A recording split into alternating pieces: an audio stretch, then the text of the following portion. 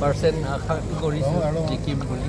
পিছত লৈ ল'ম আৰু ক'বলৈ বেছি নাই, মইতো এতিয়াহে সোমাম, এতিয়া কি চলি আছে মই নাজানো ভিতৰত এতিয়ালৈকে, সেইকাৰণে ক'বলৈ একো নাই এতিয়া। সমগ্ৰ অসমৰ ক্ষেত্ৰত কি ক'ব বিচাৰে, যিহেতু আপুনি সমগ্ৰ অসমতো আমাৰ এলায়েন্স পাৰ্টীয়ে জিকিব বুলি আমি আশা কৰিছোঁ, আমি চৰকাৰটো ফৰ্ম কৰিম।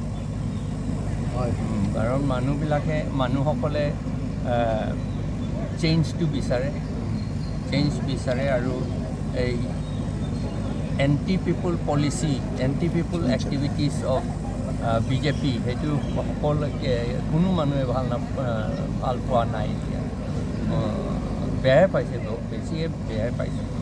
কিমানখন এখন পাব পাৰে? আমি 70 মান বুলিয়ে ভাবিছোঁ, 70-72 তেনেকুৱা বিৰোধী দলে পাব, সেইটো বুলি আশা কৰিছোঁ। মই ভিতৰত সোমা নাই, এতিয়াই সোমাম, সেইকাৰণে এতিয়ালৈকে ক'বলৈ বেছি নাই আৰু। Thank U.